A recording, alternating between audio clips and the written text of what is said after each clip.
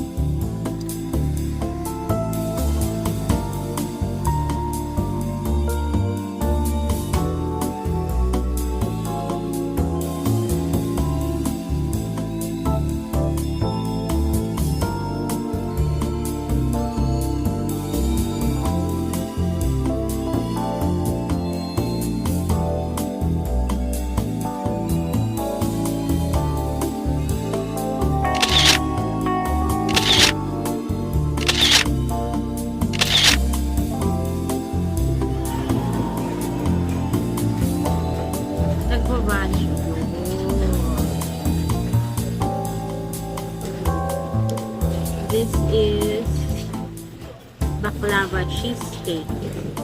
Tignan natin. Wala pa yung coffee namin. Lamig, grabe.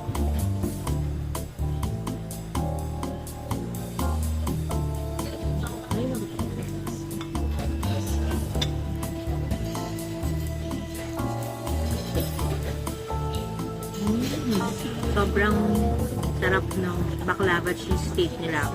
Try nyo. Kasi yung ito, crust niya.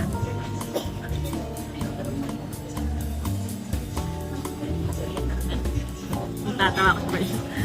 Meron siya talagang mga pistachio. Kasi hindi ganun ka-sweet. Sobrang smooth din yung texture niya. So, pag ginanon siya, dumidikit yung spoon.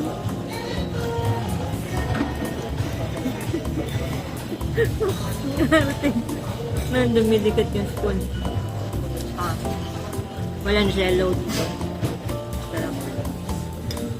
Tapos meron siyang kilo. Ay, ayaw matakapal. Ayun. Wala. Hindi mo tanggal. Ayaw. Ayaw mo na.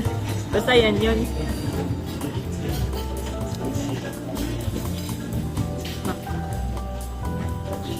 Titikman ko lang yung bakte. Arte?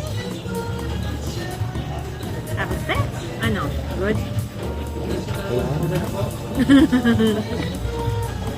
Sarap. Wait namin yung coffee. Order niya is Greek coffee, no, tatay? Greek coffee. Tapos ako, Americano lang. Nanti na. Pero pili ko maubos ko na to bago pa dumating yung coffee. Sarap. Later, kita nyo naman yung fog sa labas, diba? Sobrang lamig. So, anyway, if ever hindi kami makapag-outro agad, mamaya, kasi medyo dumidilim na. Thank you for watching our video. Again, we are here in Lemon and Olives sa Baguio since surprise ni tatay dahil anif nga namin again, sobrang sulit. As in, sobrang sulit. Yung food, lahat masarap. Ambience, napaka-romantic. Pero talaga nga, kasi kaharap mo lahat ng greens, pine tree, and clouds, at saka fog. Dahil wala kaming makita o hindi fog.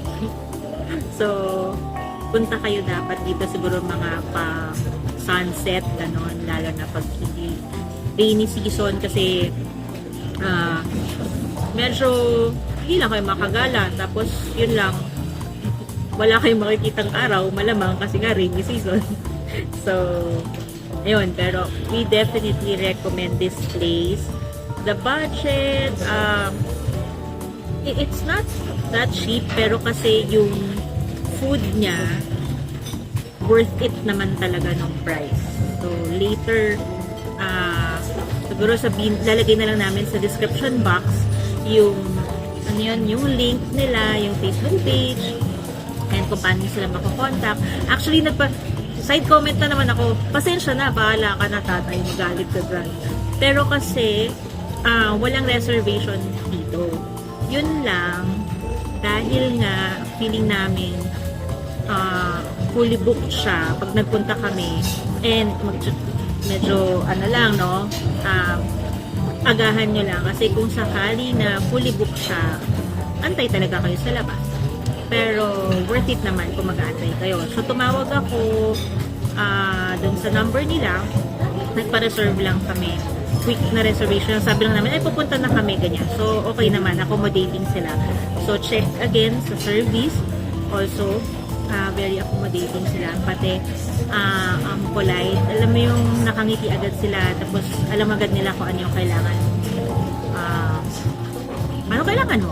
Yun. Tapos, may mga recommendations din sila. So, good din yun sa service. Kasi sinasabi na nila, like, katulad nung lamb chops namin, sinabi nila, ito yung serving na, ito yung, ano tawag dun? Medium rare. Medium to medium rare, yung pinaka-suggested nila na okay yung Nam shops, mga ganon.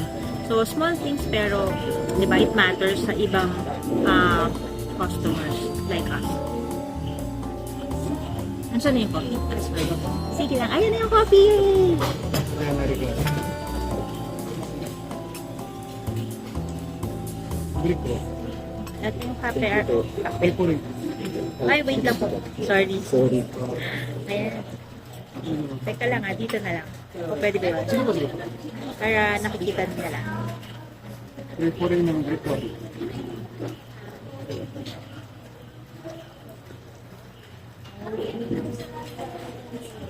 po. Thank you! Ayan! Hindi pa kami nakakapag-outro. Pero yay! Naabutan niya yung coffee namin. So anyway, chill na kami. Thank you again for watching. Please do subscribe to our channel and hit the notification bell below to keep you posted. Kung nag-enjoy kayo sa food na nakita nyo kanina and kinain namin, please do share this video. Pati like nyo na rin yung page nila. Visit their page. Okay, Docs? Para may sasabihin ka, sige na.